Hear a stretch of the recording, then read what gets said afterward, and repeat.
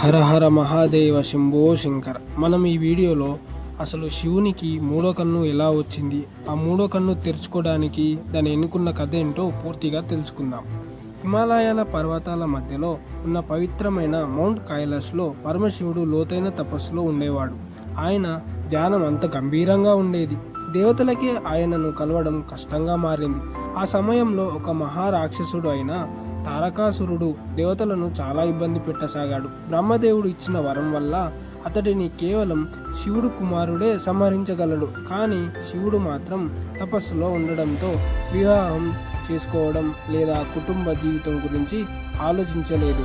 దేవతలు అందరూ కలిసి ప్రేమదేవుడు అయిన మన్మధుడిని కామదేవుడు శివుని ధ్యానాన్ని భంగం చేయమని కోరారు. మన్మధుడు తన పుష్పబాణాన్ని తీసుకుని శివుడిపై సంధించాడు.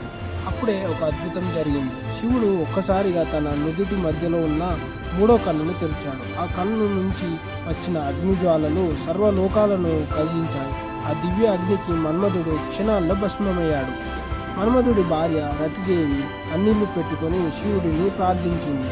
ఆమె భక్తి చూసిన శివుడు కరుణించి మన్మధుడికి శరీరం లేకుండా జీవించే వరం ఇచ్చాడు. అందుకే మన్మధుడిని అనంగుడు అని కూడా పిలుస్తారు. ఆ తర్వాత పార్వతీదేవి భక్తి, సేవ, తపస్సులతో శివుడు మనసును గెలుచుకుంది. చివరకు శివపార్వతుల వివాహం జరిగింది. వారి కుమారుడైన కుమారస్వామి కార్తికేయుడు తారకాసురుడిని సంహరించాడు. అసలు శివుడి మూడో కన్ను యొక్క అర్థం ఏంటంటే అది జ్ఞానంకు ప్రతీక. అది అజ్ఞానం నాశనం చేసే దివ్య శక్తి. అది అసత్యాన్ని చూసే దైవ దృష్టి. మనలోని కామం, క్రోధం, లోభం వంటి చెడు భావాలను దహనం చేసే ఆధ్యాత్మిక శక్తి.